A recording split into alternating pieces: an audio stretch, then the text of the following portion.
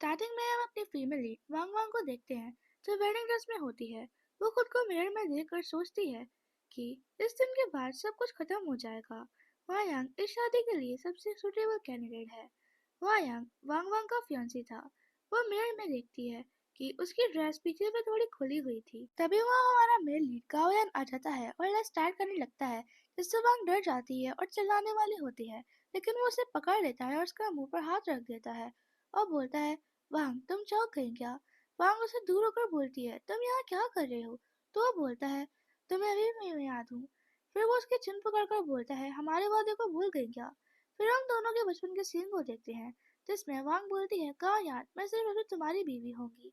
और यांग बोलता है, मैं भी सिर्फ फ्यूचर में तुमसे ही शादी करूंगा। फिर वो दोनों प्रॉमिस करते हैं। प्रिजन में वांग उसके हाथ हटाकर उसे धक्का मारकर बोलती है, यहाँ से चले जाओ, लेकिन यांग उसे पकड़ के रखता है। और गेट के बाहर वायांग बोलता है, वांग वांग मुझे बता देना जब तुम कपड़े बदल लो। यांग बोलने वाला होता है, लेकिन वान उसके मुंह पे हाथ रख लेती है और बोलती है, पागल हो गए हो क्या? वो दोबारा बोलने वाला होता है, लेकिन वांग उसे किस कर लेती है। और तभी वो अपने बालों में से एक पिन निकालकर यांग की चेस्ट पर मार देती है। यांग दर्द में बोलता है, तुम्हें क्या लगता है वो तुम्हारी उस विंडो सीट में हेल्प करना चाहता है? वांग उस पिन को और अंदर डालकर बोलती है, तो क्या हुआ? यान उसका हाथ पकड़ता है और बोलता है, हमारी एंगेजमेंट कैंसिल नहीं हुई थी, वो लड़का तुम्हें नहीं छू सकता। वन बोलती है, तुम लेट हो चुकी हो, हम तो उससे भी आगे बढ़ चुके हैं। जिस पर सुनकर यान को गुस्सा आ जाता है और वो बोलता है, उससे फर्क नहीं पड़ता, पहले तो नहीं था। वन बोलती है, हमारा ब्रेकअप हो चुका है, अब अच्छा ये हो कि तुम मुझसे दूर रहो, नहीं तो अगली बार सही जगह लगेगी। तभी यान उसकी नक पर किस कर लेता है, जिससे वन शॉक हो जाती है और उसके चेस्ट में से पिन निकाल लेती है। तभी यान बोलता है, तुम दोबारा शादी कभी नहीं कर पाओगी, ये तभी होगा जब मैं मर जाऊंगा। फिर ये कह के वो वहां से चला जाता है। अब हम देखते हैं वान को नाइट में आ रहे होते हैं, तभी वो उठ जाती है और बोलती है, गोयान तुमने मेरे पापा को मारा है और मेरी माँ तुम्हारी वजह से हॉस्पिटल में है। अगर तुमने फिर से मेरी लाइफ में इंटरप्ट किया तो मैं तुम्हें मार दूंगी। अब हम वान को उसकी मॉम के पास देखते हैं। वो बोलती है, मॉम यान वापस आ गया है, लेकिन आप चिंता मत करो, मैं उसे कभी माफ नहीं करूंगी। तभी वहाँ एक लेडी आ जाती है। वन बोलती है, आंट क्यूई आपने ये फ्लावर्स लिए? तो आंटी बोलती हैं, ये रात को आए थे और जो लाया था उसने बोला था कि फ्लावर की लैंग्वेज है सॉरी। तो वान बोलती है, वो कैसा दिखता था, उसकी हाइट कैसी थी? तो वो लेडी उसको डिस्क्राइब करती है कि वो अजीब था। वान वो फ्लावर्स लेती है और उनको डस्टबिन में फेंक देती है। तभी वहाँ पीछे से यान आ जाता है और बोलता है, तुम उसे इतनी नफरत करती हो क्या? वान वहां से जाने लगती है, लेकिन यान उसका हाथ पकड़कर उसे ले जाने लगता है।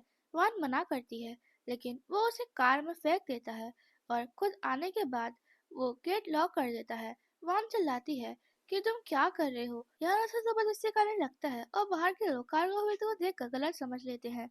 वान देखती है कि हुआ यांग वहां से जा रहा होता है, जिससे वो घबरा जाती है, यांग के आंसू में अपना फेस छुपा लेती है। लेकिन हुआ यांग उसके हाथ की रिंग देख लेता है और उसे याद आता है कि ये वांग की रिंग है और सोचता है वांग के पास भी सेम रिंग है, लेकिन वो स्माइल करता है और सोचता है कि वांग ये नहीं कर सकती और चला जाता है। वांग यांग को धक्का मारकर बोलती है, तुम तो दिन ब दिन बिगड़ते जा रहे हो। फिर वो कार का गेट ओपन करने वाली होती है, लेकिन यांग उसका हाथ पकड़कर बोलता है, तुम उसकी बहुत परवाह करती हो। वांग बोलती है, हाँ वो मेरा होने वाला पति है जिससे मैं प्यार करती हूँ। गुस्से में आ जाता है और उसके दोनों हाथ को टाइटली पकड़ लेता है और बोलता है, फिर मैं क्या हूँ? तो वांग बोलती है, तुम वो हो जिसने मेरे पेरेंट्स को मारा। यांग उसे किस कर लेता है। वांग उसे धक्का मार कर थप्पड़ मार देती है और बोलती है, जब से तुमने मेरे पेरेंट्स पर हमला किया है तब से हमारे बीच कुछ नहीं बचा। यान बोलता है, मैं कितनी बार बताऊं कि मैं बालकनी में गया था, जिससे पहले मैं वो पूरा बोल पाता। वांग को यान का कॉल आ जाता है। वान पूछता है कि वो कहाँ है, तो वान बोलती है कि मैं नीचे कचरा फेंकने आई थी। वो यान की तरफ गुस्से और आंसू से देखती है और फिर वो कार से चली जाती है। यान सोचता है कि मुझे से तुम वापस नहीं चाहिए हो। वान, मुझे तुम्हारे पेरेंट्स की खूनी को भी ढूंढना है। फिर हम देखते हैं कि वान हॉस्पिटल रूम में दोबारा आती है और देखती है हुमायूं वहाँ होता है। वो उसके पास जाती है और बोलती है, तुम क्या देख रहे हो? तो हुमायूं उसकी बात टाल देता है और उससे साथ खाना खाने के लिए बोलता है। वह सोचती है कि लगता है ऐसे शक नहीं हुआ। हुमायूं तभी उसके हाथ में रिंग नोटिस करता है और उसका हाथ पकड़कर बोलता है, ये रिंग कुछ ज्यादा ही स्पेशल है। तो वान बोलती है, बस ये स्टाइल पॉपुलर है। हुमायूं नोटिस करता है कि वान के हाथ पर कट था।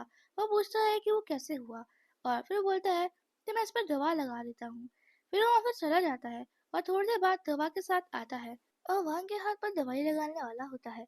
तब इसका हाथ में लगती है और वो चिल्ला उठता है। तो वांग बोलती है कि तुम इस पर दवा क्यों नहीं लगाते रहते। फिर हम एक पास को सीन देखते हैं जिसमें वांग एक कार एक्सीडेंट में थी और हुआयांग उसे बचाने के लिए कार की विंडो तोड़ देता है जिससे उसके हाथ में बुरी तरह से लग जाती है। फिर हम प्रिजन में वांग से होकर बोलती है कि मुझे माफ कर दो, मेरी वजह से तुम्हारा पेंटर बनने का सपना छोड़ना पड़ा। हुआयांग बोलता है कि तुम खुद को दोष मत दो। वांग सोचती है कि हुआयांग कितना अच्छा है, ये अच्छा ही होगा कि इसे मेरे पास के बारे में पता ना चले। फिर हम देखते हैं वांग कंपनी में जा रही होती है जहाँ एक लेडी फ्लावर लेके आती है। वहाँ उन्हें देखकर समझ जाती है और ये यांग ने भेजे हैं, तो वो उन्हें बिना लिए चली जाती है। तो केबिन में आती है तो देखती है एक अननोन नंबर से उसे मैसेज आ रहा था जिसमें लिखा था कि अगर उसे फ्लावर नहीं लेने तो ना ले, लेकिन उसे अब से हर रोज फ्लावर मिले तब तक वो शादी नहीं तोड़ते। वो एक छोटी सी नाइफ बाहर निकालती है और फिर फोन में देखकर मैसेज करती है कि उसे यांग से मिलना है। अब हम देखते हैं वहाँ हुआयांग के साथ डिनर कर रही होती है, तो वो अपने हाथों से हुआयांग को डिनर खिला रही होती है कि आज क्या हुआ कि खुद तुमने ही मुझे डिनर पर बुला लिया। वांग उसे पेपर की तरफ इशारा करती है जो हुआयांग के पास था। वांग बोलती है कि अब से मेरी माँ के गार्डियन तुम होंगे और मेरी प्रॉपर्टी भी तुम्हारे पास ही आएगी क्योंकि तुम उनके दामाद हो। अब मैं अपनी माँ को तुम्हें सौंप रही हूँ। हुआयांग बोलता है कि तुम ऐसी बात क्यों कर रही हो, कुछ हुआ है क्या। तो वांग बोलती है मैं अपनी माँ से बहुत प्यार करती हूँ, बस इसलिए बोल रही हूँ। हुआयांग मान जाता है, फिर वो बिल मंगवाता है, लेकिन उसे पता चलता है कि बिल पहले ही किसी ने पे कर दिया है। फोन में देखती है और उसे पता चलता है ये यान ने किया है। वो देखती है कि वो पास में ही खड़ा था। जब वो पास आने लगता है वान डर जाती है कि कहीं हुआ इनके सामने ना आ जाए, लेकिन यान उसे जैसे टाइम याद दिलाता है क्योंकि उनकी मीटिंग होने वाली थी। तभी वान एक्सक्यूज देती है जाने के लिए। अब हम देखते हैं वान टेरेस में जाती है जहाँ यान था। वो वान के हाथ पकड़ लेता है और पास में पड़ी पाइप से दुलाने लगता है। वान बोलती है तुम पागल हो चुकी हो क्या। तो यान बोलता है मैंने तुमसे कहा था उसे खुद को मत छूने देना, बहरी हो गई हो क्या। वान उसका हाथ काट लेती है तो यान उसका हाथ छोड़ देता है। फिर वो अपने पर्स से नाइफ निकाल लेती है। तो यान बोलता है तुम मुझे यहाँ बस मारने को बुलाया है। वान बोलती है जब तुम मर जाओगे तभी मैं चैन से जी पाऊंगी। यान उसके हाथ से नाइफ फेंक कर बोलता है तुम्हें नाइफ क्यों चाहिए मुझे मारने के लिए। फिर वो उसे कोने में ले जाता है और बोलता है मुझे फेंक दो, मैंने डर डर बना रखा है, बस तुम्हें मुझे मारने का इंतजार है, ये कह देना कि मैंने खुद को खुद मारा है। फिर वो उसके हाथों को अपनी गर्दन पर रख लेता है और बोलता है पहले मेरा गला दबा दो, जल्दी करो। वान को उन दोनों के पास के दिन याद आने लगते हैं। वो सोचती है कि यही सही टाइम है कि मैं ये सब कुछ खत्म कर दूं। तभी उसके फोन बजने लगता है तो उसका ध्यान तरफ चला जाता है। वो रखने वाली होती है लेकिन यान उसे मना कर देता है और बोलता है मुझे मार दो, फिर तुम्हें और हुआयांग को परेशान करने वाला कोई नहीं होगा। वान उसे दूर हटा देती है और फोन उठाती है।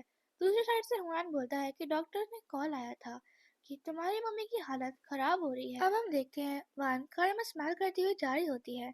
हमें उसकी और डॉक्टर की बातें दिखाई जाती हैं जिसमें हमें दिखाते हैं कि डॉक्टर बोल रहे होते हैं कि पेशेंट का कोमा में रहते हुए 1 साल से ऊपर हो गया है, अब वो शायद होश में आ जाएंगी। प्रिजन में जल्दी वान का घर आ जाता है। वो देखती है कि रूम में यान बैठा हुआ था जिसे देखकर वो शॉक हो जाती है। वो उसके हाथों में डॉक्यूमेंट देखती है जिसमें लिखा था कि वो उसकी माँ का गार्डियन हुआयान को बना रही है और अपने पैसे उसके नाम कर रही है। वान डॉक्यूमेंट छीनने वाली होती है लेकिन यान उसका हाथ पकड़कर उसे अपने पास बैठा लेता है और बोलता है लगता है तुम सच में मेरे साथ मरना चाहती हो। तुम इतने बुद्धू कैसे हो सकती हो कि तुम हुआयान को बिना सोचे समझे सारा पैसा उसी को दे रही हो। उसने तो अपने भाई की बीवी को भी लूट लिया था और तुम्हें वो अच्छा इंसान लगता है। वान उसे दूर होकर बोलती है बकवास मत करो, वो मेरे बुरे समय भी मेरे साथ था, वो मुझे प्यार करता है। यान वो डॉक्यूमेंट्स फाड़ देता है और बोलता है मैं तुम्हें उसकी सच्चाई दिखाऊंगा। तुम्हें तो मुझे मारना था ना, अब तो अभी भी मार सकती हो। वह सोचती है कि वो अभी उसे नहीं मार सकती क्योंकि उसकी माँ जल्दी जगने वाली है। फिर वो पुलिस को कॉल कर देती है और बोलती है मेरे घर में कोई अजनबी घुस गया है। तो यान उसको वाइफ बोलकर सॉरी बोल देता है तो कॉल कट हो जाता है। फिर वो हुआन को कॉल करता है तो वो बोलता है उसे बोलो कि तुम शादी नहीं कर रही, लेकिन वैन वो फोन छीन कर तोड़ देती है और बोलती है मैं हुआन से ही शादी करके रहूंगी। वो जाने लगती है लेकिन यान उसे उसकी नेक पे वीक पॉइंट पर हाथ मार देता है जिससे वो बेहोश हो जाती है। हम नेक्स्ट से देखते हैं कि वन उठती है और देखती है उसके बगल में यान सो रहा होता है। वो अपना हाथ उठाती है और देखती है कि उन दोनों के हाथ एक दूसरे के साथ हैंडकफ थे। वो अपना हाथ निकालने की कोशिश करती है, लेकिन नहीं कर पाती और यान उठ जाता है। फिर हम डाइनिंग रूम में देखते हैं। वान सोच रही होती है कि वो यान से पीछा कैसे छुड़ाए। यान उसे अपने हाथों से खाना खिलाने लगता है, लेकिन वान मना कर देती है। यान बोलता है खा लो, वैसे भी तुम्हें हाइपोग्लाइसीमिया है। वान उसके लैब पर बैठ जाती है और उससे बोलती है कि उसे छोड़ दे, इसके बदले वो शादी नहीं करेगी। यान उसका बिलीव नहीं करता, तो वो उसे किस करने लगती है। फिर वो उसे अपनी बातों में फंसाने लगती है और यान उसके हाथ खोल देता है। फिर थोड़ी देर बाद वान को कड़ी होती है, तभी वो खाने में दवाई मिला देती है और सोचती है कि तुमने मुझे करने पर मजबूर किया है यान। फिर हम वेडिंग प्लेस देखते हैं जहाँ वान के पेरेंट्स पूछते हैं कि वो अभी तक क्यों नहीं आई। तो वान बोलता है कि कुछ काम होगा। उसके पापा उसे टॉन्ट मारने लगते हैं। सब वेट कर रहे होते हैं, तभी वान आ जाती है और हुयान के सामने खड़ी हो जाती है। वो उसे रिंग पहनाने वाला होता है। तभी वेडिंग हॉल का गेट खुलता है और यान अंदर आ जाता है। उसके पीछे कुछ लोग कफन लेके आ रहे होते हैं। इसे देखकर वो चौंक जाती है। यांग बोलता है, वायान, अगर तुमने वान से शादी करने की हिम्मत की तो मैं तुम्हें मार दूंगा। वांग बोलती है, अगर तुमने ऐसे कुछ करने की सोची तो पहले तुम्हें मुझे मारना होगा। यांग बोलता है, तुम्हारी मॉम उठने वाली है और तुम मरने की बात कर रही हो। फिर वो यांग बोलता है, तुम हो जिस पर वान की मॉम डैड की मौत का आरोप है। फिर यांग वान को पंच मारने लगता है। वान उसे धक्का मार देती है और वान की हेल्प करने लगती है। वान के बाबा बोलते हैं ये शादी नहीं होगी। फिर वो यांग से बोलते हैं, आपने जो मेरे लिए किया है मैं उसका बहुत आभारी हूँ। फिर वो दोबारा वेडिंग कैंसिल करने को बोलते हैं। वो यांग बोलता है कि पापा हम दोनों एक दूसरे से अच्छा प्यार करते हैं, आप ऐसा कैसे कर सकते हो। तो उसके बाबा बोलते हैं, तुम्हें पता भी है मिस्टर गोंग अब क्या है, ये अब दुनिया की टॉप 50 कंपनी में आएंगे। फिर एक अंकल बोलते हैं, मैंने सुना है कि पहले यांग और वह रिलेशनशिप में थे और इन दोनों की शादी हो ही गई थी। वायांग नहीं मानता तो उसके पापा से थप्पड़ मार देते हैं और बोलते हैं ये हमारी कंपनी का सबसे बड़ा इन्वेस्टर है। फिर वो उसे वहां से खींच कर ले जाते हैं। तो यान वान के पास जाके बोलता है, सिर्फ मैं ही तुम पे शादी कर सकता हूँ। वान उसे थप्पड़ मार देती है, लेकिन यान उसका हाथ पकड़ के उसे ले जाता है। अब हम देखते हैं वान डॉक्टर की कई बात सोच रही होती है, जिसमें डॉक्टर बोल रहे होते हैं जो न्यूरो सर्जन उसकी माँ की हेल्प कर सकते हैं, वो इतनी आसानी से किसी से नहीं मिलती। अब हम देखते हैं वान फिर से यान के पास आई होती है, तो वो उसे टॉन्ट मारता है और बोलता है, तुम्हें तो मुझे देखना भी नहीं था ना। तभी वान उसे किस कर लेती है और थोड़ी देर बाद वो बोलता है, कल प्रोफेसर ली को मैं ले आऊंगा। अब हम देखते हैं कार से यान और वान बाहर आते हैं। वान पूछती है कि वो उसे कहाँ ले जा रहा है, लेकिन यान उससे बस उसके साथ जाने को बोलता है। फिर वो दोनों जाने लगते हैं। वान थक जाती है तो यान उसे उठा लेता है। थोड़ी देर बाद वान उसे नीचे उतारने की बोल देती है। तभी वहाँ कुछ लोग आ जाते हैं तो यान को मारने की कोशिश करने लगते हैं। उनमें से एक यान के गर्दन पर नाइफ रख लेता है तो यान चिल्लाता है कि उसे छोड़ दो, उसने कुछ नहीं किया। वो आदमी बोलता है कि मैं इसे तभी छोड़ूंगा जब तुम यहाँ से कूद जाओगे। वान बोलती है ऐसा मत करना वरना तुम मर जाओगे। यान पूछता है कि तुम क्या गारंटी देते हो कि अगर मैं कूदा तो तुम उसे जाने दोगे। तो वो आदमी बोलता है जिसने मुझे यहाँ भेजा है उसे सिर्फ तुम्हारी मौत चाहिए। फिर यान पीछे जान लगता है और कूद जाता है। वान उस आदमी को धक्का मारकर यान के पीछे कूद जाती है और यान का सर जाकर पास के एक पेड़ पर लग जाता है। वान उसे पेड़ के सहारे बैठाती है और उसे उठाने की कोशिश करती है। वो अपनी आंखें थोड़ी सी खोलता है और बोलता है, कभी किसी के लिए अपनी जान मत देना और मुझे माफ करना, मैं तुम्हारे साथ दोबारा मीटियोर शावर नहीं देख पाऊंगा। वान रोने लगती है, तभी यान बेहोश हो जाता है। वान बोलती है, तुम तक गार्ड भी साथ नहीं लाया तो मैं तो बस मेरे साथ मीटियोर शावर देखना था, मैं तुमसे कैसे नफरत कर सकती हूँ। फिर वान उसे घसीट के ले जाने लगती है, तभी वहाँ यान के गार्ड्स आ जाते हैं और उसे ले जाने लगते हैं। तभी वान बेहोश हो जाती है। जब वो उठती है तो वो देखती है कि वो हॉस्पिटल में थी। वो सोचती है कि यान कहाँ है, वो जाने वाली होती है। तभी एक आदमी आता है, बोलता है, तुम वान हो ना। वान उन्हें पहचान जाती है कि वो प्रोफेसर ली थे। वान बोलती है, आप आ गए, प्लीज मेरी माँ को ठीक कर दीजिए। प्रोफेसर बोलते हैं, मैंने उनकी जांच की है, वो जल्दी उठ जाएंगी। वान बोलती है, आप जितने पैसे बोलेंगे मैं आपको दूंगी, लेकिन वो मना कर देते हैं। आप बोलते हैं, यार ने मुझे बहुत पैसे दिए हैं, मैं तो यहाँ की सिंसियरिटी की वजह से आया हूँ। फिर हमें दिखाते हैं कि यान डॉक्टर के क्लिनिक के बाहर घुटने के बल बैठा हुआ था। प्रोफेसर का असिस्टेंट बोलता है कि 3 साल हो गए हैं, जिसका तुम्हें ट्रीटमेंट करवाना है वो अगले साल ही हो सकता है। यान बोलता है कि मैं जब तक नहीं जाऊंगा जब तक प्रोफेसर मुझसे ना मिले। प्रिजन में वंग जा रही होती है, तभी यहाँ का गार्ड आ जाता है और उससे पूछती है कि वो कहाँ है। फिर वो वहाँ चली जाती है। नर्स बताती है कि वो दवाई लेने से मना कर रहा है। वान बोलती है, हॉस्पिटल स्टाफ तुम्हारे लिए स्पेशली लड़के थोड़ी लाएंगे। तो यान बोलता है, मैंने ऐसा किया क्योंकि तुम्हें पसंद नहीं। वो वान को उसके पास बिठा लेता है। वान उसे लेटने को बोलती है। फिर वो उसके चोटों पर दवाई लगाने लगती है। थोड़ी देर बाद वान बोलती है, तुम तो कुछ समय पहले वापस आए हो, तो ये हमला किसने किया होगा? यान बोलता है कुछ सोच कर देख लो। वान बोलती है नहीं ऐसा नहीं हो सकता, वो तो चींटी को भी नहीं मार सकता। यान बोलता है कभी खूनी को खुद बोलते हुए देखा कि काम उसी ने किया है। जब तुम्हारी माँ उठ जाएंगी तब तुम्हें सब पता चल जाएगा। वान बोलती है उसे ब्लेम करना बंद करो, जो मेरी माँ कहेंगी मैं उनका मान लूंगी। वो तुम जैसे लोगों से नफरत करती हैं, जो सब खुद के लिए करते हैं, जो कुछ पाने के लिए कुछ भी कर सकते हैं। यान बोलता है हाँ, मुझे तुम चाहिए और उसके लिए मैं कुछ भी करूंगा। वान वहाँ कुछ बिना कुछ कहे चली जाती अब है। हम देखते हैं हुआन ने वान को बुलाया होता है। वो वहाँ यान की बुराई कर रहा था और बोलता है कि उसने तुम्हारी फैमिली का ये हाल किया है तो तुम उससे हेल्प क्यों मांगी। फिर वो इमोशनल टॉर्चर करने बोलता है कि मैंने कंपनी छोड़ दी और मैं तो ब्रश भी नहीं पकड़ सकता। फिर वो वांग को हक कर लेता है। वांग बोलती है मुझे माफ कर देना, तुम यहाँ से दूर ही रहना। हुआयन बोलता है क्या तुम मुझे छोड़ दोगी, तो वान मना कर देती है। फिर वो बोलता है अगर वो तुमसे सच्चा प्यार करेगा तो मैं तुम्हें उसे दूंगा, बस वो फिर से तुम्हें छोड़े ना। वान कुछ बोलती नहीं है और बियर पीने लगती है। कुछ देर बाद वो नशे की वजह से बेहोश हो जाती है। ओ हायन वॉशरूम से स्मग करता हुआ आता है। वो उसे उठाने की कोशिश करता है। फिर वो उसे ले जाता है। फिर वो उसे अपने घर पर ले जाता है और वहाँ उसके बिना परमिशन के टच करने लगता है और बोलता है तुम्हारे साथ इतने अच्छे से रहता हूँ और तुम हो कि अभी भी उस ज्ञान के बारे में सोचती हो। फिर वो उससे गला दबाने लगता है जिससे वांग सांस नहीं ले पाती। दूसरी साइड वांग की माँ अपनी आंखें खोलती है और पास में बैठी आन उन्हें पानी देती है और डॉक्टर को बुलाने जाती है। अब आन वान की मॉम को शहर पर ले जा रही होती है, जहाँ आन बताती है कि वान आपके दामाद ने आपकी कितनी सेवा की। वान की माँ बोलती है मेरा दामाद यान हमेशा से अच्छा था और वान और यान सच में बहुत अच्छे लगते हैं। तो आन बोलती है आप यान की बात कर रही हो, लेकिन उसी ने तो आपको धक्का मारा था। वान की माँ चौंक जाती है और बोलती है क्या बकवास कर रही हो तुम।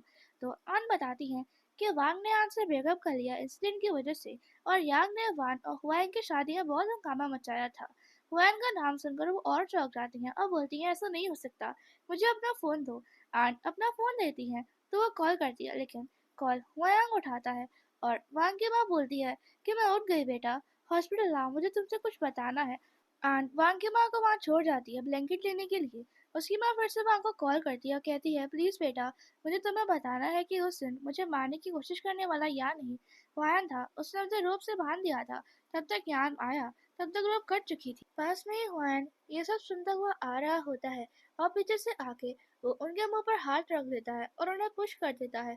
दूसरी साइड हुआन उठती है और देखती है उसका फोन वहाँ नहीं था, पर वहाँ चिट थी जिसमें लिखा था कि उसकी माँ उठ गई है हॉस्पिटल में।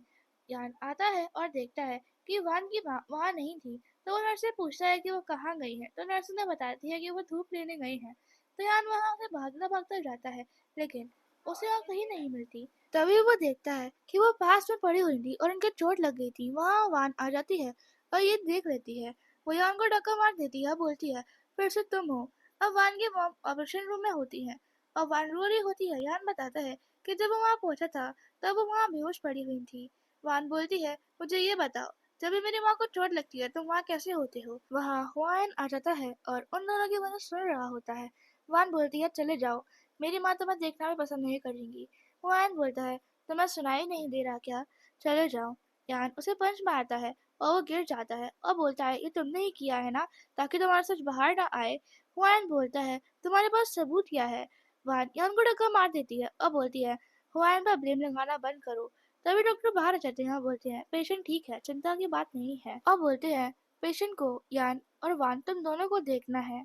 वो दोनों डॉक्टर के साथ जाते हैं। वान की मॉम स्माइल करती है और बोलती है तुम दोनों को साथ देखकर अच्छा लगा। वान सोचती है कि उन्हें गुस्सा क्यों नहीं आ रहा यान को देखकर। वो पूछती है कि आप इसे जानती हो तो। वो बोलती है हाँ ये यान है। वान बोलती है क्या आपको कुछ याद नहीं है। वो बोलती है हाँ तुम लोगों की शादी होने वाली है ना, तुम्हारे पापा कहाँ हैं। यान बोलता है वो अभी काम से गए हैं, हम आपके लिए कुछ ले आते हैं, आप आराम करो। फिर वो दोनों वहां से चले जाते हैं और डॉक्टर के पास जाते हैं। डॉक्टर बताते हैं कि उन्हें कुछ समय के लिए अमनेशिया हुआ है। वान बताती है लेकिन उनकी आदत से 1 साल पीछे चली गई है।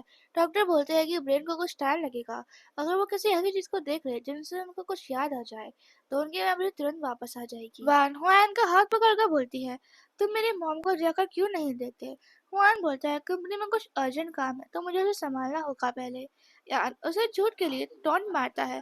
फिर हुआन रूम में जाता है वान के साथ, जहाँ वान की मॉम थी। उसकी माँ उसे डांट देती है क्योंकि वो वान का हाथ पकड़ा हुआ था। तो यान बोलता है, मुझे इसके लिए माफ कर देना। वान बोलती है, माँ, मैं और यान शादी नहीं कर रहे। जिससे उसकी माँ उसे डांटने लगती है। फिर यान उनसे बोलता है, आप चिंता ना करें, सब ठीक हो जाएगा। वो यान वहाँ से बाहर जाता है गुस्से में और कॉल करता है। जैसे ही पीछे से वान आती है वो फोन कट कर देता है और उसे अपनी बात हमें बताने लगता है। तभी यान उसका हाथ पकड़कर उसे ले जाता है। वान पूछती है कि वो उसे कहाँ ले जा रहा है। तो वो कहता है, मुझे तुम हुआयन का असली चेहरा दिखाना है। फिर हम वहाँ के सीन में देखते हैं कि वो आदमी जिसने यान पर हमला किया था वो बंधा हुआ था।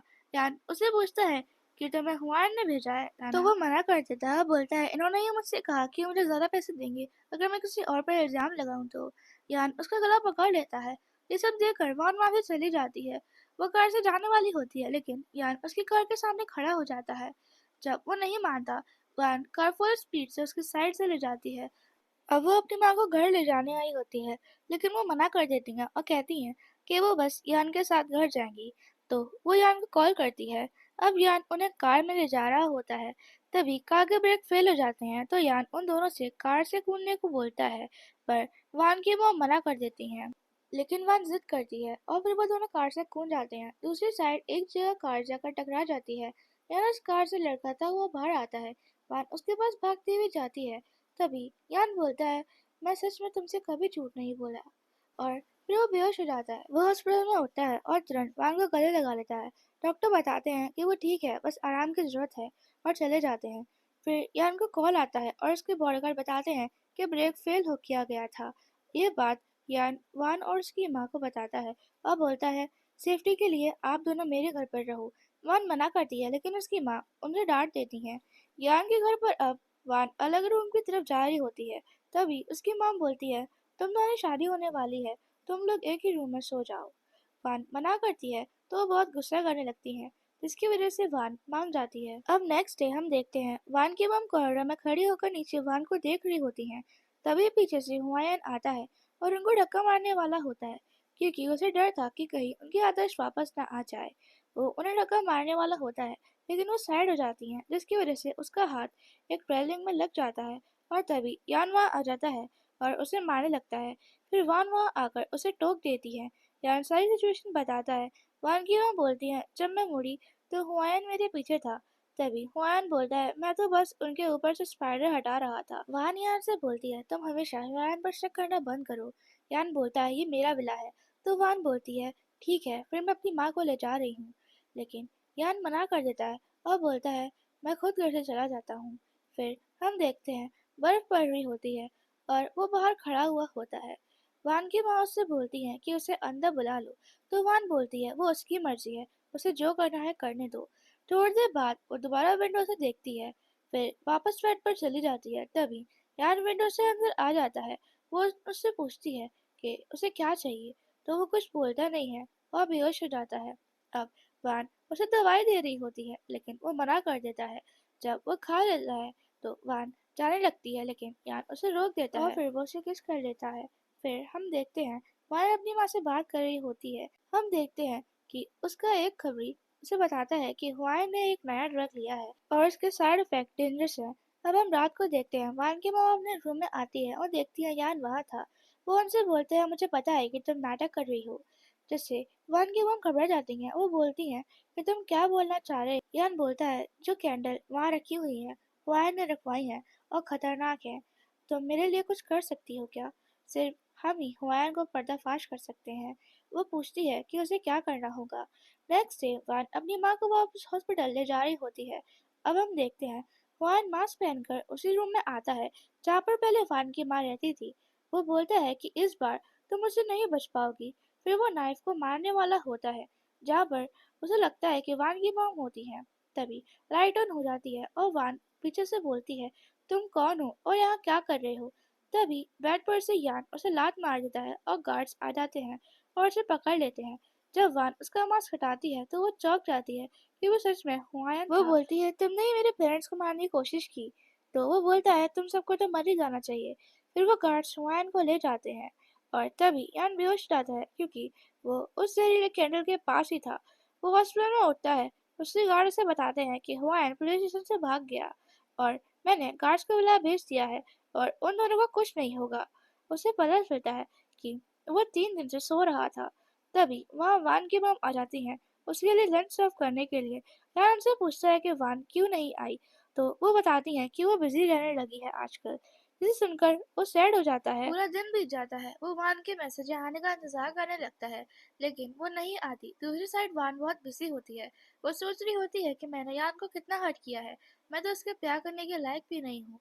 फिर कुछ टाइम बाद वो पूरा घर डेकोरेट करती है और उसे प्रपोज करने के लिए प्रैक्टिस करने लगती है।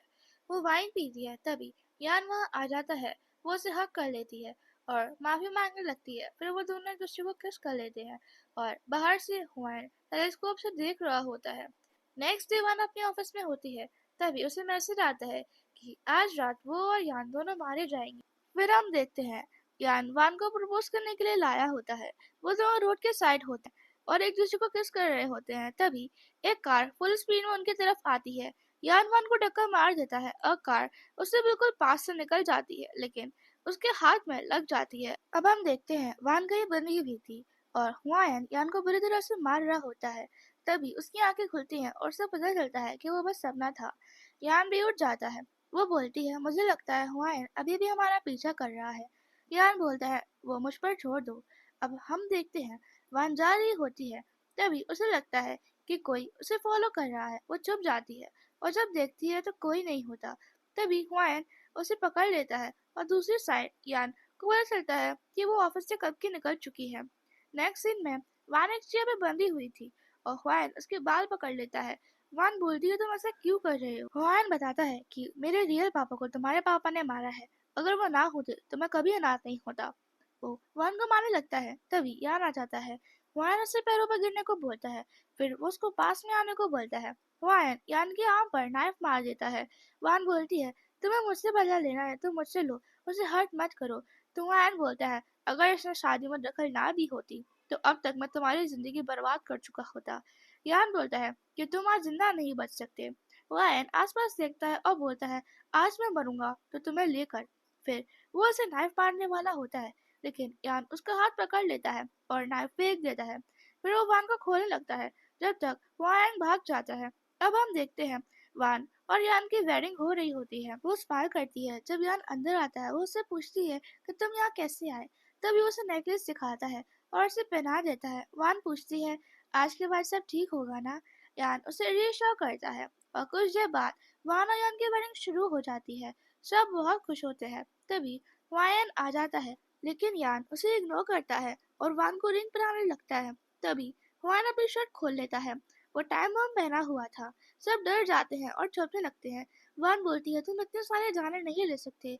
तो वान बोलता है, ठीक है, फिर यान को मार दूं, और वान की तरफ गन फेंक देता है। वान हिचकिचाते हुए उसे उठाती है और तुरंत हुआयन की तरफ गन पॉइंट कर देती है। तभी हुआयन बटन दबा देता है, लेकिन विस्फोट की जगह पाउडर निकल जाता है, जिससे वो कंफ्यूज हो जाता है और उससे चौंकने के बाद वो पीछे गिर जाता है। यान बोलता है, तुम्हारे लिए मैंने सरप्राइज था। वहाँ पुलिस आ जाती है। वो हुआयन को पकड़ लेती है। हुआयन बोलता है, ऐसा नहीं हो सकता, मैं वापस आऊंगा। तो यान बोलता है, तुम चिंता मत करो, इसकी गारंटी मैं लेता हूँ कि तुम कभी वापस नहीं आओगे। फिर पुलिस उसे ले जाती है। वान और यान एक दूसरे को किस कर लेते हैं। तभी वान बेहोश हो जाती है। हॉस्पिटल में सब परेशान होते हैं।